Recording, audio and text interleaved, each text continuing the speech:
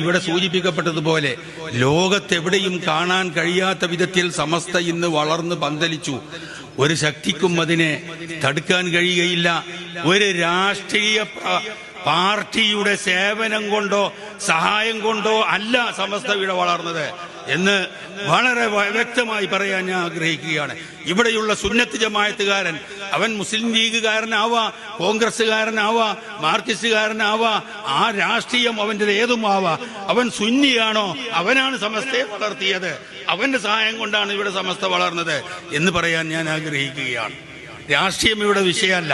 സമസ്തക്ക് അങ്ങനെ പ്രത്യേക രാഷ്ട്രീയമില്ല. അതിന്റെ അംഗങ്ങൾക്ക് ഏത് രാഷ്ട്രീയ പാർട്ടികളിലും പ്രവർത്തിക്കാം. ഇസ്ലാമിനെതിരാവരുത് എന്ന് മാത്രമേ ഉള്ളൂ. അപ്പോൾ ഇവിടെ സുന്നികളായ പണ്ഡിതന്മാർ, ജനങ്ങള്, പാവപ്പെട്ട അന്നത്തെ ജനങ്ങൾ, അന്നത്തെ ഉമറാക്കള്, അവരൊക്കെ സഹായിച്ചുകൊണ്ടാണ് സമസ്തയെ ഇത്രയും വലിയ ഒരു പ്രസ്ഥാനമാക്കി മാറ്റിയത്. ഇവിടെ കുട്ടികളുടെ പുസ്തകം വാങ്ങുന്നത് ഉമറാക്കളുടെ മക്കൾക്ക് മാത്രമല്ല. അവർ മാത്രമല്ല സമസ്തയുടെ പുസ്തകം വാങ്ങുന്നത്, ഇവിടെയുള്ള മുഅല്ലിമീങ്ങളുടെ മക്കളും സമസ്തയുടെ പുസ്തകം വാങ്ങുന്നുണ്ട്. ആ വരുമാനവും സമസ്തക്ക് തന്നെയാണ് ചെല്ലുന്നത്. ഇതൊക്കെ പരത്തി പറയാൻ ഞാൻ ഇവിടെ ഈ സമയം ഉപയോഗിക്കുന്നില്ല.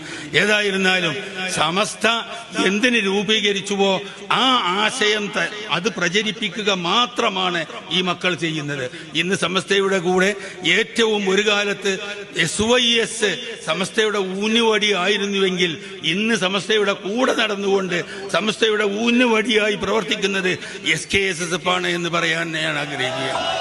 അള്ളാഹു അവരുടെ ഈ പ്രവർത്തനം അവൻ സ്വീകരിക്കുകയും അതിനുള്ള എല്ലാ കഴിവും ആ മക്കൾക്ക് നൽകുകയും ചെയ്യട്ടെ എന്ന് ഈ അവസരത്തിൽ പ്രാർത്ഥിക്കുകയാണ്.